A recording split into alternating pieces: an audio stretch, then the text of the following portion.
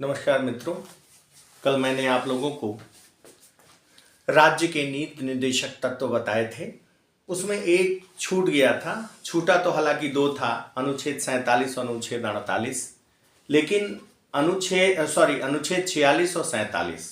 तो अनुच्छेद 47 तो मैंने बता दिया था, लेकिन 46 मैं भूल गया था बताना। अनुच्छेद 46 जो राज्य का नीति निर्देशक तत्व है, वह जनता के अति पिछड़े वर्ग विशेषकर एसटी एससी के लिए उनके आर्थिक और शैक्षणिक हितों के संवर्धन की बात अनुच्छेद 46 करता है। यह राज्य के नीति निर्देशक तत्व था। आज मैं आप लोगों को संघीय कार्यपालिका बताने वाला हूं। यहां कुछ महत्वपूर्ण अनुच्छेद मैंने लिख रखे हैं, जिनको मैं आपको एक एक करके डिस्क्राइब करूंगा। अब पहले समझते हैं ये संघीय कार्यपालिका में आता कौन है। तो संघीय कार्यपालिका में राष्ट्रपति, उपराष्ट्रपति, प्रधानमंत्री पीएम और उसका मंत्रिपरिषद, ये संघीय कार्यपालिका में आता है। अब हम यहां शुरू करेंगे सबसे पहले राष्ट्रपति को। लेकिन अभी मैं राष्ट्रपति को बताने से पहले कुछ जो अनुच्छेद हैं संघीय कार्यपालिका से संबंधित, उनको यहां मैं आपको बताना चाहूंगा। देखिए, अनुच्छेद 52, जो अनुच्छेद 52 है, वह भारत के राष्ट्रपति पद की बात करता है कि भारत में एक शासन के प्रमुख के रूप में, राज्य के प्रमुख के रूप में एक राष्ट्रपति का पद होगा। अनुच्छेद 53 संघ की कार्यपालिका शक्ति, यानी अनुच्छेद 53 कहता है कि संघ की समस्त कार्यपालिका शक्तियां राष्ट्रपति और उसके मंत्रिपरिषद में निहित होगी, यह अनुच्छेद 53 कहता है। जबकि अनुच्छेद 54 राष्ट्रपति के निर्वाचन के संबंध में बात करता है कि राष्ट्रपति का निर्वाचन कैसे होगा। जब मैं आपको राष्ट्रपति पढ़ाऊंगा तो वहां बताऊंगा राष्ट्रपति का निर्वाचन कैसे होता है। अनुच्छेद 61 कहता है राष्ट्रपति पर महाभियोग, राष्ट्रपति को कैसे हटाया जाएगा। यानी राष्ट्रपति को हटाने का एक ही तरीका है कि उसको महाभियोग के माध्यम से उसके कार्यकाल समाप्त होने से पहले उसे हटाया जा सकता है। यह अनुच्छेद 61 कहता है। इस महाभियोग के बारे में मैं आपको डिटेल में बताऊंगा। अनुच्छेद 63 भारत का एक उपराष्ट्रपति होगा। भारत का जो उपराष्ट्रपति का पद है, राष्ट्रपति के बाद जो दूसरा पद उपराष्ट्रपति का पद है, उसके बारे में अनुच्छेद 63 बात करता है। अनुच्छेद 64 उपराष्ट्रपति का राज्यसभा का पदेन सभापति होना। जो उपराष्ट्रपति है, यह राज्यसभा का पदेन सभापति होता है। इसकी व्याख्या अनुच्छेद 64 करता है। अनुच्छेद 65 उपराष्ट्रपति द्वारा राष्ट्रपति के कृत्यों का निर्वहन किन्हीं विशेष परिस्थितियों में, जैसे राष्ट्रपति की मृत्यु हो जाए या राष्ट्रपति कोई, ऐसा तो होता नहीं कि राष्ट्रपति कोई ना हो, राष्ट्रपति तो रहते ही हैं।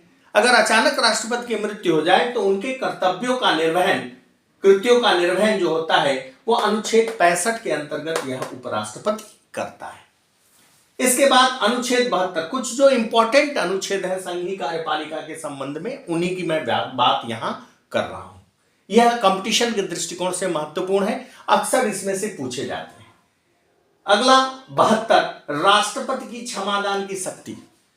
मैं जब आपको राष्ट्रपति की शक्तियां पढ़ाऊंगा तो उनकी न्यायिक शक्तियां हैं, उनको क्षमादान देने का अधिकार प्राप्त है। यह शक्ति अनुच्छेद 72 राष्ट्रपति को क्षमादान की शक्ति देता है। अनुच्छेद 74 राष्ट्रपति की सहायता के लिए मंत्रिपरिषद, जिसमें प्रधानमंत्री और तमाम मंत्री आते हैं, इसकी सहायता के लिए, यानी राष्ट्रपति को शासन के संचालन की सहायता के लिए एक मंत्रिपरिषद होगी, जिसकी बात अनुच्छेद 74 करता है। अनुच्छेद 75(1) प्रधानमंत्री की नियुक्ति राष्ट्रपति के द्वारा। ध्यान दीजिएगा, अक्सर पूछता है। मुझे याद है कि जब मैं एमए फाइनल के वाइवा में था तो मुझसे एग्जामिनर ने पूछा था कि प्रधानमंत्री की नियुक्ति होती है या निर्वाचन। तो अक्सर लोग कंफ्यूज होते हैं, क्योंकि चुनाव हो रहा है, अभी मोदी साहब का चुनाव है, सब लोग मोदी साहब को देखकर वोट दे रहे हैं, तो लोगों को लगता है कि प्रधानमंत्री का निर्वाचन हो रहा है। नहीं, निर्वाचन लोकसभा सदस्य का होता है। प्रधानमंत्री नियुक्त किया जाता है किसके द्वारा? राष्ट्रपति के द्वारा। A president shall be appoint a councils of minister and a prime minister. वह सबसे पहले 75 एक प्रधानमंत्री की नियुक्ति राष्ट्रपति के द्वारा की जाती है और फिर प्रधानमंत्री के सलाह से अन्य मंत्रिपरिषद के सदस्यों की नियुक्ति राष्ट्रपति करता है। अनुच्छेद 75(2) प्रत्येक मंत्रियों का व्यक्तिगत उत्तरदायित्व, यानी जिन भी मंत्रियों को उनके विभागों का बंटवारा किया गया है उनके विभाग के कार्यों के प्रति उनका व्यक्तिगत उत्तरदायित्व होता है। तो अपने विभाग के कार्य के प्रति वह मंत्री व्यक्तिगत रूप से उत्तरदायी होगा। जबकि 75(3) मंत्रिपरिषद का सामूहिक उत्तरदायित्व की बात करता है कि किसी भी कार्य के लिए पूरा मंत्रिपरिषद एक साथ सामूहिक रूप से उत्तरदायी होगा। यह 75(3) कहता है। अनुच्छेद 76 महान्यायवादी की नियुक्ति राष्ट्रपति द्वारा, जो महान्यायवादी का पद होता है उसकी नियुक्ति राष्ट्रपति के द्वारा की जाती है, इसकी बात करता है। और अनुच्छेद 78 कहता है कि प्रधानमंत्री को राष्ट्रपति को समय समय पर गतिविधियों की सूचनाएं देना आवश्यक होता है, यानी प्रधानमंत्री राष्ट्रपति को समय समय पर शासन के समस्त गतिविधियों की सूचनाएं प्रदान करता रहता है। वह अनुच्छेद 78 कहता है, जिसको मैंने यहां लिखा नहीं। ये कुछ महत्वपूर्ण अनुच्छेद थे जिसको मैंने बताया, इसको नोट कर लीजिएगा, यहां देख भी सकते हैं। अनुच्छेद 52 भारत के राष्ट्रपति पद की बात करता है कि राष्ट्रपति होगा। अनुच्छेद 53 संघ की कार्यपालिका शक्तियां राष्ट्रपति में निहित और उसके मंत्रिपरिषद में निहित होंगी, इसकी बात करता है। अनुच्छेद 54 राष्ट्रपति के निर्वाचन की बात करता है। अनुच्छेद 61 राष्ट्रपति पर महाभियोग जो लगाया जाता है उसकी बात करता है। अनुच्छेद 63 भारत के उपराष्ट्रपति पद की बात करता है। अनुच्छेद 64 उपराष्ट्रपति के राज्यसभा के पदेन सभापति होने की बात करता है। अनुच्छेद 65 उपराष्ट्रपति द्वारा विशेष परिस्थितियों में राष्ट्रपति के कृत्यों के निर्वहन की बात करता है। अनुच्छेद 72 राष्ट्रपति की क्षमादान की शक्ति की बात करता है। अनुच्छेद 74 राष्ट्रपति की सहायता के लिए मंत्रिपरिषद की बात करता है। अनुच्छेद 75 एक राष्ट्रपति द्वारा प्रधानमंत्री की नियुक्ति बात करता है। अनुच्छेद 75(2) प्रत्येक विभागीय मंत्रियों के उनके व्यक्तिगत उत्तरदायित्व की बात करता है, जबकि अनुच्छेद 75(3) मंत्रिपरिषद के सामूहिक उत्तरदायित्व की बात करता है। अनुच्छेद 76 राष्ट्रपति द्वारा महान्यायवादी की नियुक्ति की बात करता है। ये कुछ महत्वपूर्ण अनुच्छेद थे जो मैंने आपको यहां बताए। चूंकि इसको लिखने में बड़ा समय लगता, इसलिए मैंने इसको लिख लिया है और इसको आपको एक एक करके मैंने बता दिया। अब हम पढ़ेंगे राष्ट्रपति को। सबसे पहले ये जान लें कि ये जो संघीय कार्यपालिका है, यह संघीय कार्यपालिका संविधान के भाग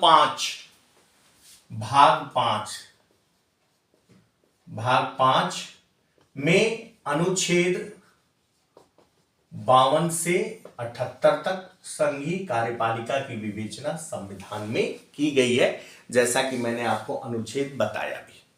तो सबसे पहले भाग 5 में, यह भाग 5 है, भाग 5 में अनुच्छेद 52 से 78 तक संघीय कार्यपालिका की बात की गई है। और मैंने बताया भी शुरू में कि संघीय कार्यपालिका में कौन आते हैं, तो राष्ट्रपति, उपराष्ट्रपति, प्रधानमंत्री, उनका मंत्रिपरिषद और महान्यायवादी, ये संघीय कार्यपालिका में आते हैं। अब यहां हम शुरू करेंगे राष्ट्रपति, प्रेसिडेंट ऑफ इंडिया। देखिए, भारत एक गणतंत्र है, आपको प्रस्तावना में भी बताया कि भारत एक गणतंत्र है, इसलिए राष्ट्रपति को राज्य का अध्यक्ष बनाया गया है। देखिए, ब्रिटेन में भी लोकतंत्र है, लेकिन वो गणतंत्रात्मक लोकतंत्र नहीं है। हमारे यहां गणतंत्रात्मक लोकतंत्र है। गणतंत्र का अर्थ होता है जहां राज्य का राष्ट्राध्यक्ष प्रत्यक्ष या अप्रत्यक्ष रूप से जनता द्वारा चुना जाए। तो भारत में जो राष्ट्रपति है वह जनता द्वारा अप्रत्यक्ष रूप से चुना जाता है, जबकि ब्रिटेन में जो राजा होता है वह वंशानुगत होता है। राजा के बाद रानी या उसका बेटा है, यानी वंशानुगत आधार पर आता है। जबकि यहां जो राज्य का प्रमुख होता है हालांकि बहुत अंतर नहीं है, ब्रिटेन के राजा और भारतीय राष्ट्रपति में बहुत अंतर नहीं है। कहा भी जाता है कि British king and Indian president is a golden zero और रबर स्टैंप, वह शून्य है लेकिन सोने का शून्य है। यानी उसका बहुत, चूंकि आपको पता है कि भारत में संसदीय शासन व्यवस्था पाई जाती है, जहां संसदीय शासन व्यवस्था में दो तरह की कार्यपालिका होती है, एक नाम मात्र की कार्यपालिका और एक वास्तविक कार्यपालिका। ब्रिटेन में भी संसदीय शासन, भारत में भी संसदीय शासन। ब्रिटेन में नाम मात्र की कार्यपालिका कौन है? वहां का राजा। और भारत में नाम मात्र की कार्यपालिका राष्ट्रपति। ब्रिटेन में वास्तविक कार्यपालिका प्रधानमंत्री और उसका मंत्रिपरिषद। वैसे ही भारत में वास्तविक कार्यपालिका प्रधानमंत्री और उसका मंत्रिपरिषद। यानी हमारे यहां संसदीय शासन व्यवस्था में दो कार्यपालिकाएं पाई जाती हैं। नाम मात्र की कार्यपालिका के रूप में हम राष्ट्रपति का अध्ययन करते हैं। अब इसके राष्ट्रपति के कार्यकाल के बारे में जान लिया जाए कि इसका कार्यकाल कितना होता है। तो राष्ट्रपति का जो कार्यकाल होता है वह 5 वर्ष का होता है। 5 वर्ष का कार्यकाल है और दोबारा चयन पर कोई प्रतिबंध नहीं है। डॉक्टर राजेंद्र प्रसाद रहे प्रथम राष्ट्रपति, लेकिन उसके बाद से ऐसा प्रचलन चला कि कोई एक बार के बाद दूसरी बार चुनाव नहीं लड़ता है। हालांकि कोई प्रतिबंध नहीं है, 5 वर्ष का कार्यकाल होता है। इनका कार्यकाल 5 वर्ष का फिक्स होता है। उससे पहले या तो इनकी मृत्यु हो जाए या तो महाभियोग द्वारा इनको हटा दिया जाए, तभी यह कार्यकाल उनका समाप्त होगा। वैसे 5 वर्ष का कार्यकाल माना जाता है। अब कौन से लोग, क्या योग्यता होती है जो भारत के राष्ट्रपति पद के लिए निर्वाचन में भाग ले सकते हैं या राष्ट्रपति बन सकते हैं? तो सबसे पहली योग्यता कि वह भारत का नागरिक हो। दूसरा, 35 वर्ष की आयु पूरी कर चुका हो। तीसरा, वह लोकसभा का सदस्य निर्वाचित होने की योग्यता रखता हो, यानी मेंबर ऑफ पार्लियामेंट बनने की योग्यता वह रखता हो, यानी पागल दिवालिया ना हो, सजा याफ्ता मुजरिम ना हो। ये सारी चीजें जो लोकसभा के सदस्य की अर्हताएं हैं वो अर्हता वो रखता हो, तथा वह किसी, ध्यान दीजिएगा बहुत महत्वपूर्ण है, किसी भी, चाहे वो संघ सरकार हो या राज्य सरकार हो, किसी भी लाभ के पद पर कार्यरत हो। अगर कोई राष्ट्रपति बनता है तो अगर वो मेंबर ऑफ पार्लियामेंट रहता है तो उसे इस्तीफा देना पड़ेगा राष्ट्रपति का पद ग्रहण करने से पहले। तो यह योग्यताएं कि वह भारत का नागरिक हो, वह 35 वर्ष की आयु पूरी कर चुका हो, लोकसभा के सदस्य निर्वाचित होने की योग्यता रखता हो, किसी भी लाभ के पद पर कार्यरत न हो, ऐसा व्यक्ति राष्ट्रपति पद प्राप्त कर सकता है। अब निर्वाचन की बात करते हैं कि राष्ट्रपति का निर्वाचन होता कैसे है। देखिए, यहां तो मैं आपको शॉर्ट में बताऊंगा, क्योंकि यहां मैं राष्ट्रपति पढ़ा रहा हूं, निर्वाचन नहीं पढ़ा रहा। नहीं तो इसकी निर्वाचन की प्रक्रिया जो है, देखिए 2 चीजें महत्वपूर्ण है। एक सबसे महत्वपूर्ण चीज है कि आनुपातिक प्रतिनिधित्व प्रणाली के एकल संक्रमणीय पद्धति या सिद्धांत से राष्ट्रपति का चुनाव होता है। और दूसरी महत्वपूर्ण चीज, इसमें समरूपता के सिद्धांत का पालन किया जाता है। जैसे यहां शॉर्ट में मैं बताते हुए उदाहरण दूं आपको कि एक निश्चित मत कोटा होता है। अब इसके निर्वाचन में भाग कौन लोग लेते हैं? तो एक निर्वाचक मंडल होता है। उस निर्वाचक मंडल में कौन कौन से लोग होते हैं?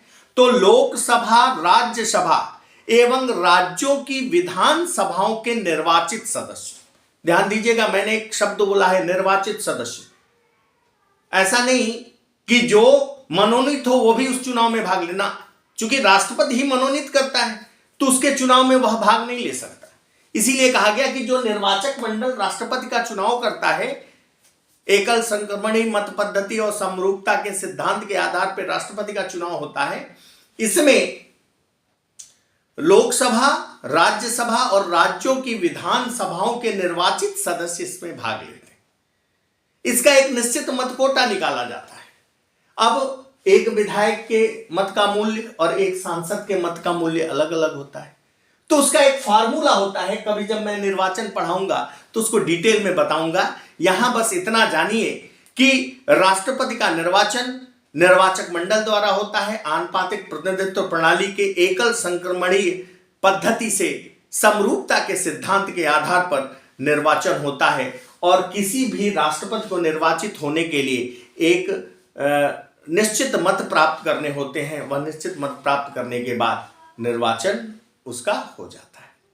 अब यहां जो वोट दिया जाता है एकल संक्रमणीय मत पद्धति यानी सिंगल ट्रांसफरेबल वोट सिस्टम, यानी वोटों को बदला जाता है। इसीलिए यहां एक वोट नहीं, यहां वरीयता दी जाती है। जैसे 3 लोग चुनाव लड़ रहे हैं या 2 लोग चुनाव लड़ रहे हैं तो कौन 1 नंबर पे पसंद है, कौन 2 नंबर पे। इनकेस 1 नंबर पर किसी को निश्चित मत कोटा प्राप्त नहीं हो पाता तो फिर उसके द्वितीय मत की गणना की जाती है और उस आधार पर राष्ट्रपति का निर्वाचन पूरा किया जाता है। जब कभी मौका मिलेगा, जब मैं निर्वाचन पद्धति पढ़ाऊंगा तो यह आनुपातिक प्रतिनिधित्व प्रणाली में पढ़ाऊंगा। थोड़ा सा लंबा है, इसको वहां डिटेल में मैं समझाऊंगा। यहां बस इतना जानिए कि राष्ट्रपति का चुनाव एक आनुपातिक प्रतिनिधित्व प्रणाली के एकल संक्रमणीय मत पद्धति और समरूपता के सिद्धांत के पर आधारित है, जिसमें एक निर्वाचक मंडल होता है। निर्वाचक मंडल इसमें कौन कौन से सदस्य होते हैं, तो लोकसभा, राज्यसभा और राज्यों की विधानसभा। वीएस लिख दे रहा हूं, विधानसभा के निर्वाचित सदस्य,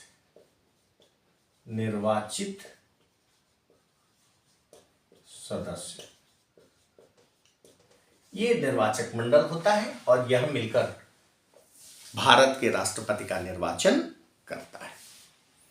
यह हो गया निर्वाचन। अब पदच्युति, मैंने बताया कि पदच्युति यानी उन्हें हटाया कैसे जा सकता है। तो अभी मैंने थोड़ी देर पहले आपको बताया कि अनुच्छेद 61 महाभियोग की प्रक्रिया, यानी दोनों सदन लोकसभा या राज्यसभा में से कोई एक सदन महाभियोग लगाएगा, दूसरा सदन उसकी जांच करके अपने 2/3 बहुमत से पारित कर देगा तो राष्ट्रपति को अपने पद से हटना पड़ेगा। यानी उन्हें इसी अनुच्छेद 61 यानी महाभियोग की प्रक्रिया द्वारा हटाया जा सकता है और किसी द्वारा कैसे भी हटाया नहीं जा सकता। यह था राष्ट्रपति के कार्यकाल, निर्वाचन यानी उनका चुनाव और उनकी पदच्युति। अब हम देखेंगे राष्ट्रपति की शक्तियां कि राष्ट्रपति को कौन कौन सी शक्ति प्राप्त है।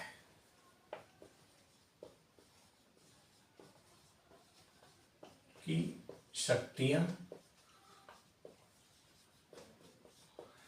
देखिए, भारतीय राष्ट्रपति को बहुत सारी शक्तियां प्राप्त हैं, तो उनकी शक्तियां व कार्य ये हमको देखना है कि कौन कौन से कार्य हैं। तो इनको 4 भागों में बांटिए। पहला, कार्यपालिका संबंधी शक्ति, कार्यपालिका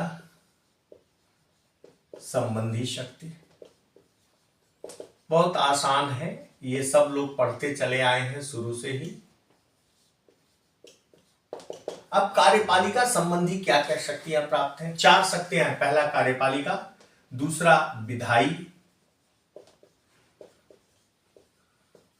तीसरा वित्तीय,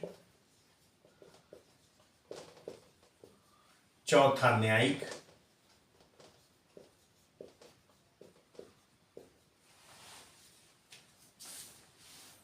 एक 5वीं शक्ति प्राप्त है, संकटकालीन शक्ति।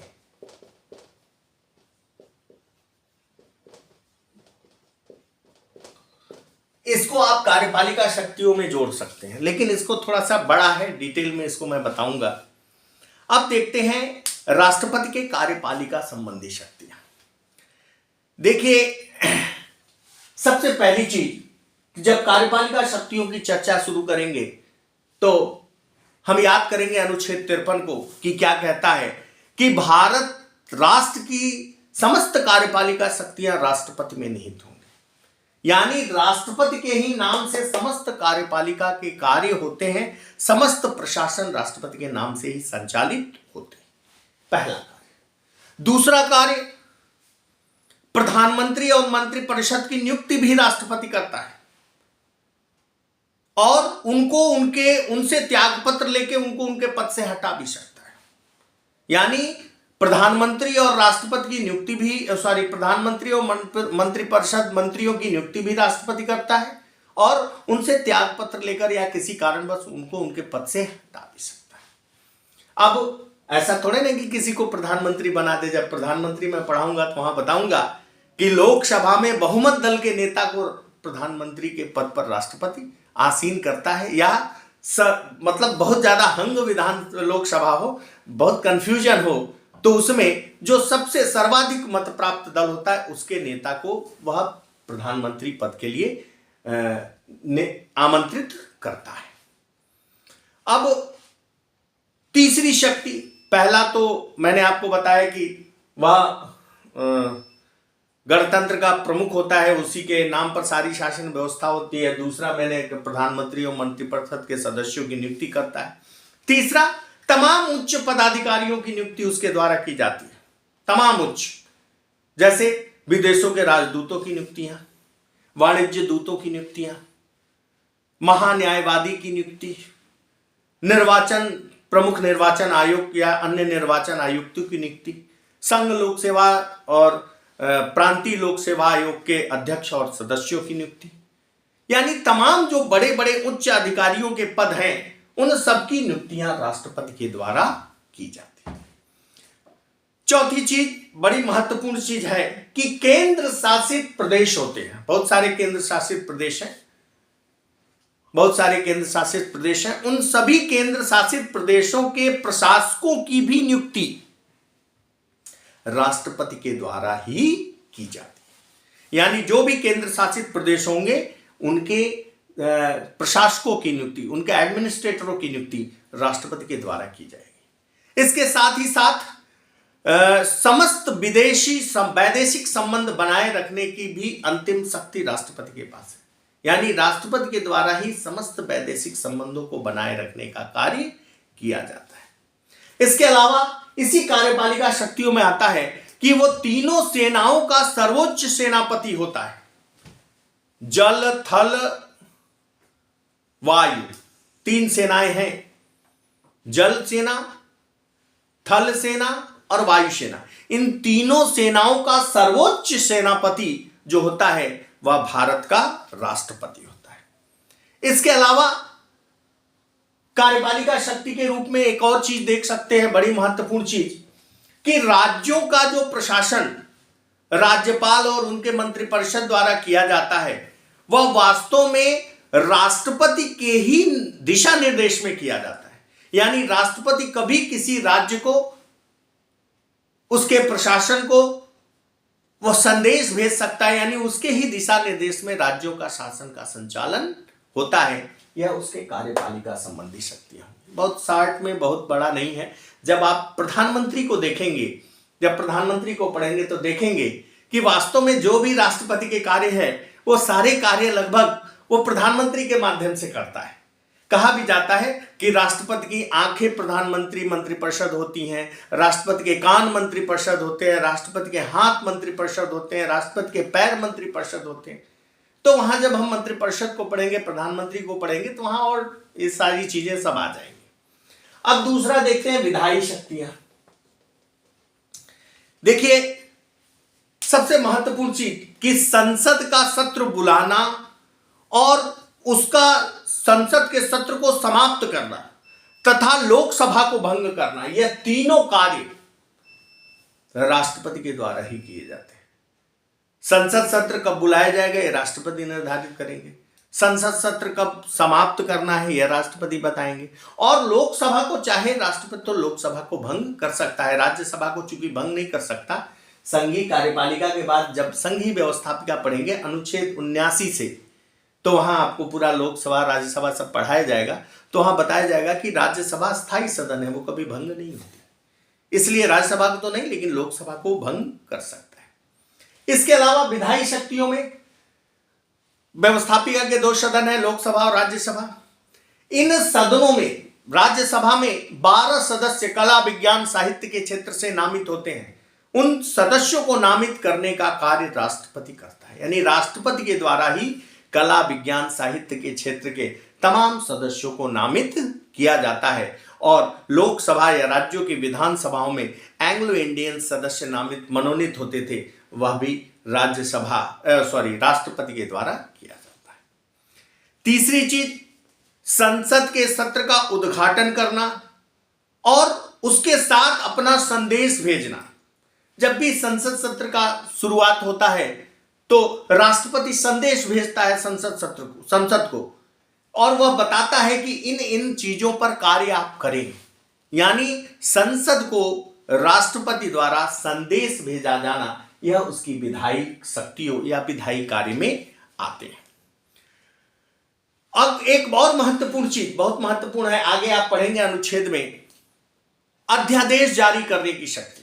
जब संसद कार्य न कर रहा हो, संसद सत्र न चल रहा हो, तब राष्ट्रपति चाहे तो अध्यादेश ला सकता है। वह अध्यादेश कानून की ही तरह होता है, लेकिन 6 महीने के भीतर उसे संसद से पास होना चाहिए। लेकिन फिर भी 6 महीने के लिए अध्यादेश जारी करने का अधिकार उसको प्राप्त है। यह भी कानून के बराबर होता है, इसलिए इसे विधायी शक्तियों में लिया जाता है।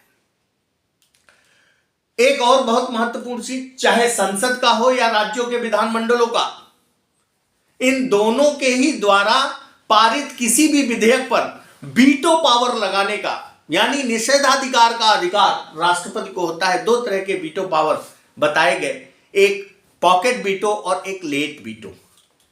विलंबकारी निषेधाधिकार लेट वीटो, और पॉकेट वीटो यानी जेबी निषेधाधिकार, यानी राष्ट्रपति चाहे तो इनका प्रयोग करके वह विधेयकों को देर कर सकता है या उन्हें वापस पुनर्विचार के लिए लौटा सकता है। आपको याद होगा ज्ञानी जैल सिंह राष्ट्रपति हुआ करते थे, उन्होंने डाक विधेयक को अपने पॉकेट में ही रख लिया, सत्र समाप्त हो गया और विधेयक भी उनके पॉकेट में समाप्त हो गया। तो 2 वीटो पावर का प्रयोग राष्ट्रपति करके और अपनी विधायी शक्तियों का प्रयोग करता है। यह उनकी होगी विधायी शक्तियां। अब तीसरी हम देखेंगे वित्तीय शक्तियां। देखिए, एक बहुत महत्वपूर्ण चीज है वित्तीय पावर। इसमें राष्ट्रपति के अनुशंसा से लोकसभा में धन विधेयक पेश किया जाता है। पहली चीज तो जान लें कि जो धन विधेयक होता है वो लोकसभा में ही पेश किया जाता है, और धन विधेयक पेश करने के लिए राष्ट्रपति की अनुमति लेनी पड़ती है, या उसकी वित्तीय शक्ति है। जो संसद में बजट पेश होता है वह राष्ट्रपति के आज्ञा से ही पेश होता है। भाई, वास्तव में जो मंत्रिपरिषद या मंत्रिमंडल जो कर रहा है, प्रधानमंत्री कर रहा है, वो राष्ट्रपति के बिहाफ पे कर रहा है। तो जो भी बजट पेश होता है वह उसकी आज्ञा से पेश किया जाता है। भारत में एक आकस्मिक निधि होती है, उस आकस्मिक निधि से धन निकालने के लिए राष्ट्रपति की अनुमति अत्यंत आवश्यक होती है। बिना राष्ट्रपति के अनुमति के आप आकस्मिक निधि से कोई धन नहीं निकाल सकते। इसके अलावा वित्त आयोग, अनुच्छेद 280 जब आप पढ़ेंगे, मैं बताऊंगा आगे, तो अनुच्छेद 280 आता है वित्त आयोग। इस वित्त आयोग की नियुक्ति करना और उसकी रिपोर्ट संसद में पेश करना, यह सारे कार्य राष्ट्रपति के माध्यम से किए जाते हैं। यानी वित्त आयोग की नियुक्ति, उनका गठन, उनके सदस्यों की नियुक्ति, यह भी राष्ट्रपति के द्वारा की जाती है। यह वित्तीय अधिकार प्राप्त है। आपको पता है कि जब तक राष्ट्रपति किसी भी विधेयक पर हस्ताक्षर नहीं करता वह विधि कानून माना नहीं जाता है। तो विधि निर्माण संबंधी उसकी बहुत ब्रीफ शक्ति है। इसी पर वो चाहे तो वीटो पावर का प्रयोग कर सकता है, कि चाहे तो अगर उसको पसंद नहीं आए तो उसको पुनः विचार के लिए वापस कर देगा, या फिर रख लेगा, कहेगा बताऊंगा, लेट करता जाएगा, संसद सत्र समाप्त हो जाएगा, विधेयक अपने आप में ही समाप्त। तो तमाम वित्तीय, कार्यपालिका और विधायी शक्तियां उसे प्राप्त है। अब अंतिम शक्तियों में अभी संकटकालीन शक्तियां हैं, ये भी कार्यपालिका में ही आती हैं, लेकिन हम यहां न्यायिक शक्ति के रूप में देखेंगे कि न्यायिक शक्ति क्या है। तो अभी आपको मैंने बताया क्षमादान का अधिकार राष्ट्रपति को है। सर्वोच्च न्यायालय या उच्च न्यायालय द्वारा दंडित किसी भी व्यक्ति को चाहे तो उसकी सजा को रोक सकता है, चाहे तो उसकी सजा को माफ कर सकता है, यानी कि न्यायिक शक्ति के रूप में राष्ट्रपति को क्षमा दान देने का अधिकार प्राप्त है। यह अधिकार यानी शक्तियां कार्य राष्ट्रपति के हैं। अब आते हैं उसके संकटकालीन शक्तियों में। तो 3 शक्तियां अनुच्छेद 352, अनुच्छेद 356 और अनुच्छेद 360। एक राष्ट्रीय आपातकाल अनुच्छेद 352, दूसरा राज्यों में संवैधानिक तंत्र विफल होने पर प्रांतों में या राज्यों में आपातकाल अनुच्छेद 356, और एक होता है वित्तीय आपातकाल। ये 3 संकटकालीन शक्तियां पाई जाती हैं। क्योंकि यह थोड़ा सा लंबा है इसलिए यहां राष्ट्रपति की शक्तियों में इसको ब्रीफ में नहीं बता रहा हूं, बस यहां हल्के से बता दे रहा हूं। बाद में कभी इस अनुच्छेद को जब पढ़ेंगे तो यहां डिटेल में पढ़ेंगे कि अगर युद्ध, आंतरिक अशांति, संघर्ष, सशस्त्र संघर्ष की स्थिति आ जाए तो अनुच्छेद 352 के अंतर्गत राज्य में आपातकाल लगाया जा सकता है। जैसे पाकिस्तान से युद्ध हुआ, चाइना से युद्ध हुआ, यह युद्ध के नाम पर आपातकाल लगा। और एक आपातकाल आंतरिक अशांति के आशंका पर मिसेस इंदिरा गांधी ने 1975 में लगाया था। यानी 3 आपातकाल अभी तक लग चुके हैं, जबकि युद्ध भी 3 हुए। एक चाइना का युद्ध 61 में, फिर 65 में पाकिस्तान से युद्ध, और फिर 71 में पाकिस्तान से युद्ध। लेकिन उन जो 61 और 65 का, इन दोनों का एक ही आपातकाल था। फिर दूसरा 71 में लगा आपातकाल, और तीसरा मिसेस इंदिरा गांधी ने अनुच्छेद 352 का प्रयोग करके राष्ट्रीय आपातकाल लगा दिया। इसमें सारी शक्तियां राष्ट्रपति उसके मंत्रिमंडल में आ जाती हैं, सारी शक्तियां राष्ट्रपति के हाथ में होती हैं। दूसरा आपातकालीन शक्ति 356, इसमें क्या होता है, प्रांतों में संवैधानिक शासन विफल होने पर, तंत्र विफल होने पर ऐसा आपातकाल लगाया जाता है। प्रांतों में ये काफी केंद्र राज्य संबंधों को लेकर और तमाम आलोचनाओं का शिकार होता रहा है। अनुच्छेद 356 इसकी तमाम सरकारों ने बड़ा दुरुपयोग किया है। इसमें राज्यपाल केवल यह रिपोर्ट दे दे राष्ट्रपति को कि इस प्रदेश का संवैधानिक तंत्र विफल हो चुका है, तो राष्ट्रपति उस राज्य की सारी शक्तियां अपने हाथ में निहित कर लेता है, और सारी शक्तियां केंद्रीय संसद और राज्य राष्ट्रपति में निहित हो जाती हैं, मंत्रिपरिषद में निहित हो जाती है। उस राज्य की शासन सत्ता को समाप्त कर दिया जाता है। इसका काफी दुरुपयोग किया गया। जब इसको पढ़ा जाएगा तो डिटेल में वहां मैं बताऊंगा। तीसरा आपातकाल वित्तीय आपातकाल अनुच्छेद 360। इसमें कभी कभी ऐसा कि वित्तीय व्यवस्था फेल हो जाए, अकाल की जैसी स्थिति आ जाए, हमारा आर्थिक स्थिति एकदम विफल हो जाए, ऐसी स्थिति में यह 360 के अंतर्गत वित्तीय आपातकाल लगाया जा सकता है। भगवान न करे कभी भारत में ऐसा हो, आज तक कभी ऐसा हुआ नहीं, और ईश्वर से मेरी यही कामना होगी कि भारत में ऐसी कभी स्थिति ना आए कि वित्तीय आपातकाल जैसी परिस्थिति, हालांकि कोई भी आपातकाल ना लगे, लेकिन फिलहाल बाकी आपातकाल से तो हम निपट सकते हैं, लेकिन इस आपातकाल से हम बहुत कठिनता से निपट पाएंगे। इसलिए क्योंकि ये पेट का सवाल है, हमारे देश की समृद्धि का सवाल है, इसलिए ऐसा आपातकाल कभी ना लगे। मित्रों, ये हुआ भारतीय राष्ट्रपति और उनके कार्य एवं शक्तियां। बाकी अन्य संघीय कार्यपालिका में प्रधानमंत्री, उनका मंत्रिपरिषद आता है, इसके बारे में मैं अगले वीडियो में आपको बताऊंगा। आज विदा लेने से पहले मैं एक बार जरूर आपसे कहूंगा कि इस चैनल को सब्सक्राइब, वीडियो को लाइक और अधिक से अधिक शेयर कीजिए, ताकि उन बच्चों तक पहुंच सके जो विभिन्न कंपटीशनों की तैयारी कर रहे हैं। धन्यवाद मित्रों, नमस्कार।